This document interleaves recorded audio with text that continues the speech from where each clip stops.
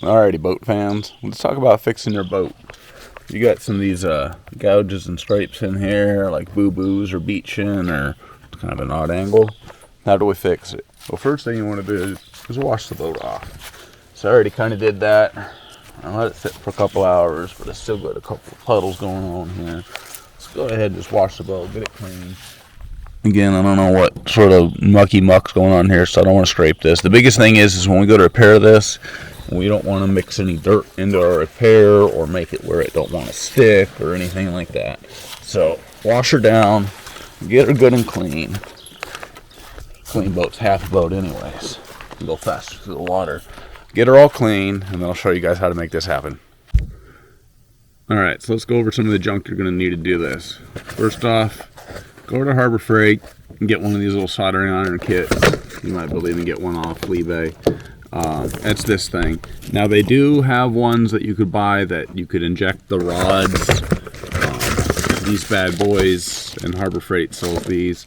But I'm going to tell you right now, you probably don't need to buy these. I'll show you why. And it comes with these other junkety doos in the kit, but don't buy those. But they come with ones that inject those round rods in the back, so you can feed them. That's if you're like filling gaps or doing like automotive repairs or getting like crazy.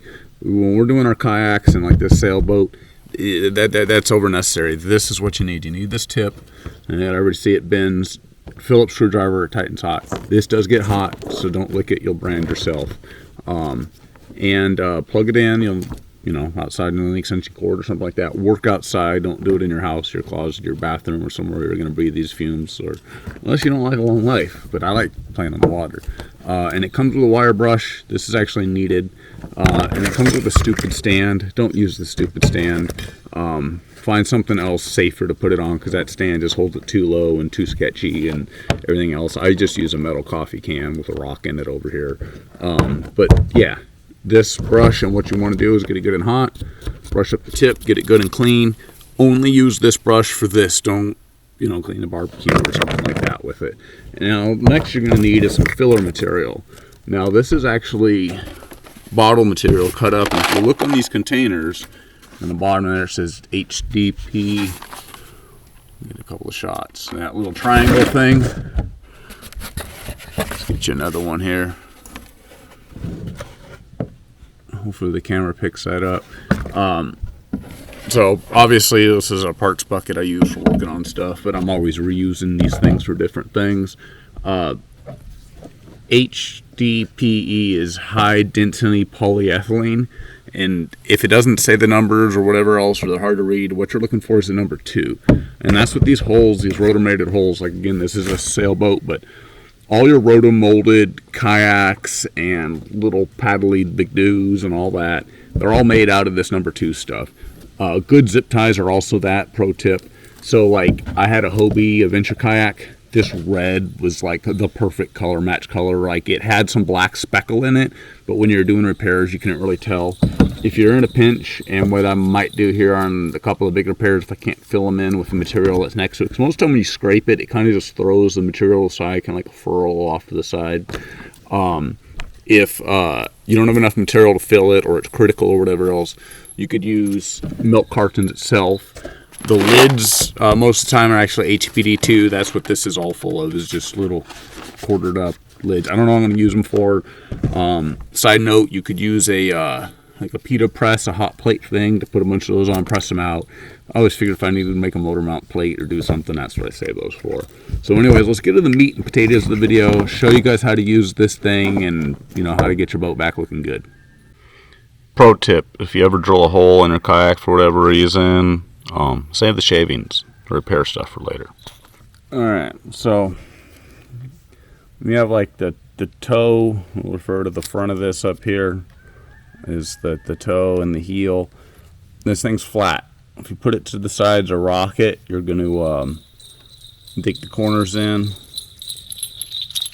I should take at some point a moment and try to round those corners a little bit, so they don't want to dig in as much. But yeah, you just want to push from like the flap is here and the groove was next to it, like on this side. You want to roll the stuff back into it and just kind of work your way along it here. and just try to smear it back down in. Now you're not going to get perfect, so don't get too carried away, but you could take like these long bits there and just try to work them back in, like this guy right here, and work it back in, and just keep pushing towards the gap. See how you're pushing the material down in there? You can see it filling up in. That's what you're trying to achieve. Just trying to roll all that. The material a lot of times is just there, still there. You just sliced it and rolled it out. Don't work one area too much because it'll actually start to burn it and discolor it. Just kind of keep moving. Keep working it. And you'd be surprised, but you could do a pretty decent job if you take your time of filling a lot of this back in. You feel it's smooth. Be careful. If you get right on it, it'll be napalm. But yeah, now I want to show you guys filling a hole in. Let me just fill this little spot where I see it right now. And I'm not going to get too carried away with going there's a lot of little gashes and divots. That's actually a pretty good divot. We might try to fill that one in right there. Let me get a different one where I can set the tripod up nice. So here's actually a really good spot to practice and start is the stern in that drag area. And you can see because it's so thin. And actually I haven't been using the iron. The iron might be a little too hot. So if you feel like it's doing this, you could either keep working like I am and just use that heat up, or unplug it for a second. You might be better to unplug it.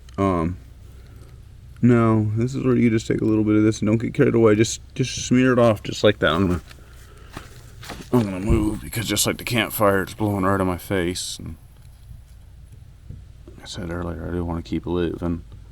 Now, as you do this, you'll notice, especially on an area like this that gets drug, that you'll feel like, ooh, like right there, you just gouged a big chunk up. There's kind of some roughness, and if you be careful, like if you see something gouged up there, a lot of times it's a rock that you just hooked. So you get that out of there. But yeah. The reason I say this is a good place to practice because you could actually leave it on a little bit thick back here and just think of it as a wear guard. You know, extra little wear material. But like I said, just take your time. It's actually kind of fun. Should have been a day for sailing for me, but the winds were just too low, so took care of some adulting, and now I'm out here playing with this, hanging out with you guys. So anyways, let's just keep rolling on here.